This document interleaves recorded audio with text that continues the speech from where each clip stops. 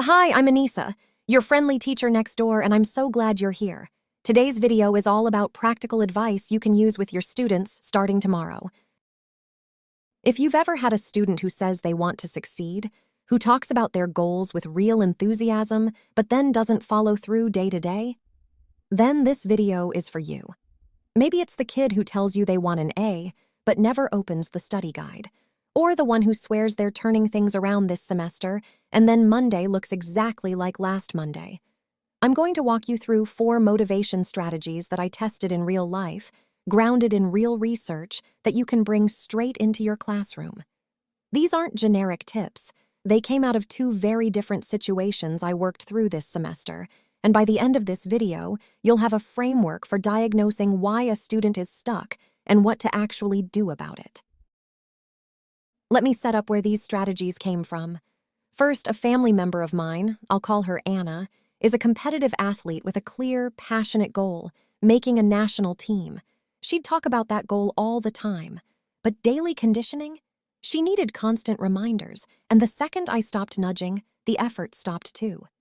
Second, a close friend, I'll call her Chloe, was told by her doctor that increasing activity and improving her diet weren't optional anymore. She'd get motivated, try for a week or 2, and fall off. Every failed attempt made her more convinced she just wasn't someone who follows through. 2 totally different contexts, same underlying pattern. And that pattern, motivation without follow-through, is something every teacher recognizes instantly. It's the student who tells you, completely sincerely, that they're going to start turning in homework on time, and means it in the moment, and then doesn't.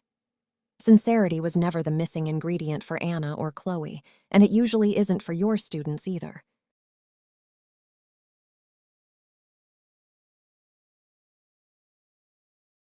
Here's the reframe that changed everything for me.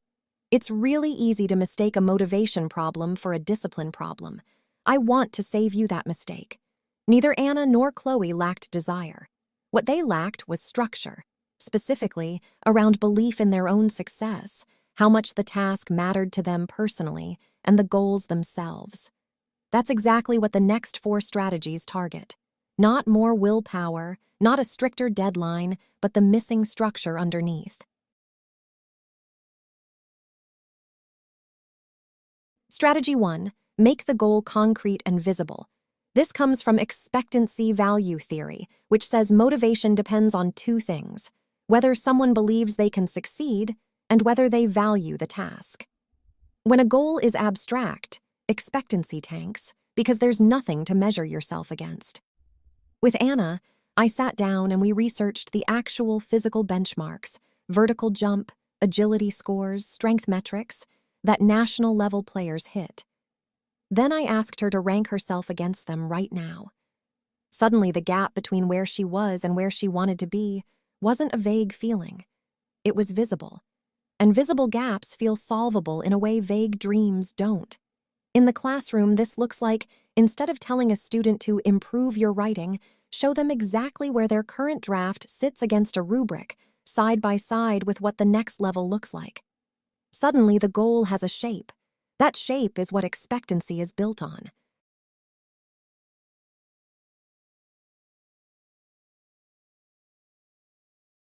Strategy 2, break the big goal into small, winnable steps. Goal-setting theory tells us that specific, challenging, achievable goals outperform vague intentions every time, and that willpower alone isn't enough to bridge that gap. With Anna, instead of a vague go train, we built a specific weekly conditioning plan broken into 30 to 40-minute daily sessions, each with a clear target. With Chloe, we used a Couch to 5K app for exactly this reason. Its whole design is incrementally harder, specific, achievable steps. That structure did the heavy lifting that try to be healthier this year never could.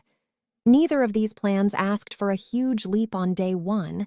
They asked for something small enough that saying no to it would have felt a little silly, and that's exactly the point. Small, winnable steps work because they're hard to talk yourself out of. For your classroom, this is chunking. Instead of write an essay, it's today, we're just writing a thesis statement. Each small win builds real expectancy, not because the student is told to feel confident, but because they've actually banked a string of successes.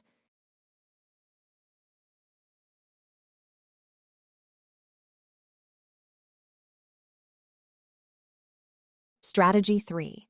Shift your language from outcomes to identity and process. Achievement goal.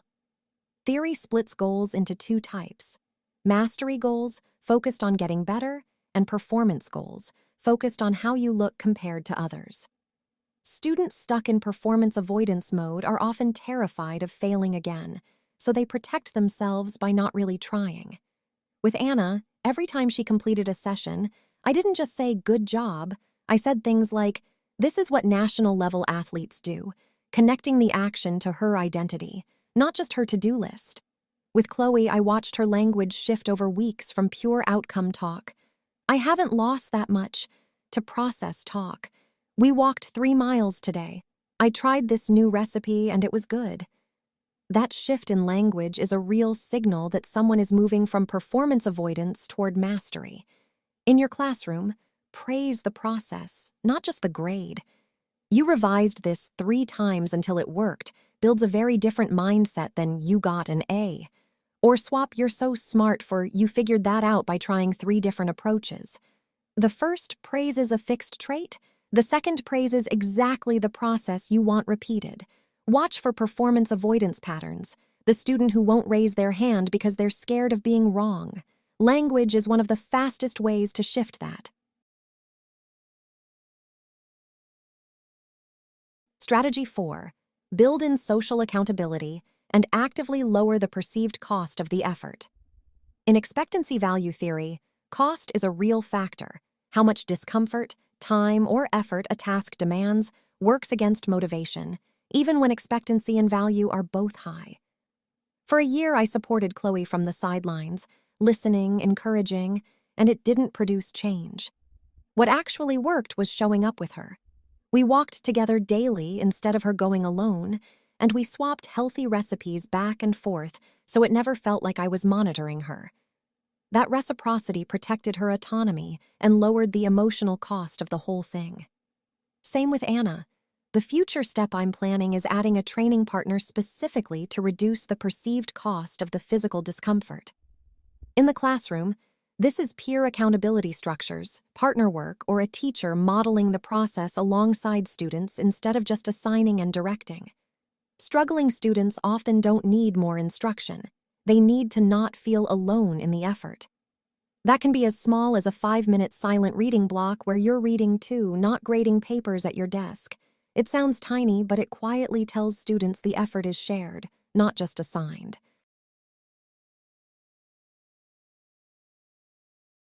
Important note, these 4 strategies aren't one-size-fits-all. Students with a more fixed mindset about their own ability, what Dweck calls entity theory, tend to give up faster after setbacks because failure feels like proof of a permanent limit. Those students often need more of the identity affirmation language from strategy 3 before anything else lands.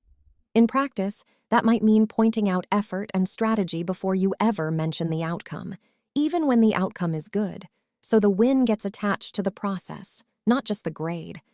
Striving readers, multilingual learners, or students who are already overwhelmed may need you to lean harder into strategy 2. Smaller, more scaffolded steps, before a big visible goal from strategy 1 feels motivating instead of intimidating. In practice, that might mean breaking a single assignment into 3 small check-in points instead of 1 big due date, so there's visible evidence of progress before the finish line even comes into view. And don't assume your highest performers are fine. Some of your most successful-looking students are actually deep in performance avoidance, terrified of the first low grade breaking their streak. In practice, that might mean checking in privately with your top students after a hard test, not just after the disasters. That's often when the performance avoidance is quietly at its worst. The strategies apply across the board. You're just adjusting the dose. All 4 strategies map onto just 2 questions. Does the student believe they can succeed? And does the task matter to them personally? Strategies 1 and 2 build expectancy. Strategies 3 and 4 build value. When you have a student who's stuck, don't guess, diagnose. Is this a belief problem or a meaning problem? That diagnosis tells you exactly which strategy to reach for first. Ask yourself which one is missing before you touch either strategy. A student who already believes but doesn't care won't be helped by a clearer rubric, and a student who cares deeply but doesn't believe won't be helped by a pep talk about relevance.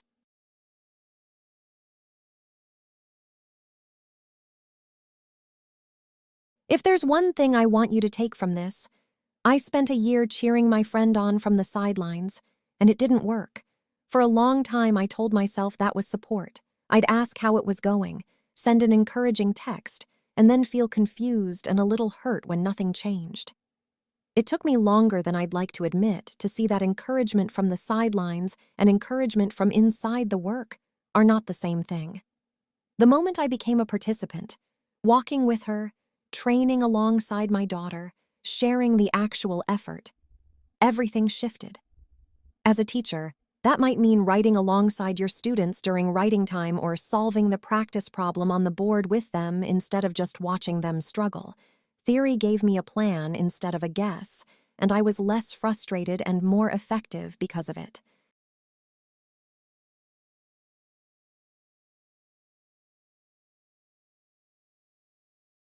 What some of you are thinking. You've tried a version of this before and it still didn't stick. Here's the honest answer. Sometimes the strategy is right, but the dose was wrong. If you made a goal visible once and never touched it again, it's not surprising it faded. Visibility has to be revisited, not just announced. If you shifted your language for a week and then slipped back into, "You're so smart," the old pattern is still competing with the new one, and consistency usually wins. And sometimes the honest answer is smaller than we want. The step you broke the goal into was still too big. If a student stalls out, don't throw out the strategy. Shrink the step again. The student who can't manage read for 20 minutes might manage read for 5. That's not a lower bar. It's the same bar moved to where they can actually reach it. And if you've genuinely tried all 4 strategies and nothing is landing, that's useful information too. It may be worth looping in a counselor, since some barriers to motivation live outside what any one teacher can fix alone.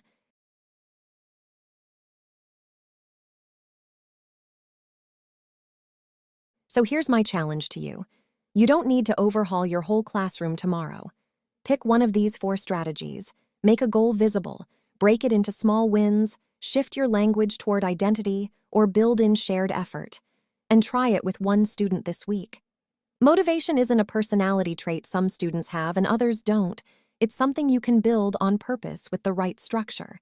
And if you're not sure which one to reach for first, go back to that diagnostic question from a minute ago. Is this a belief problem or a meaning problem? Let that answer choose the strategy instead of guessing. Thanks for watching. I hope this helps you reach the students who need it most.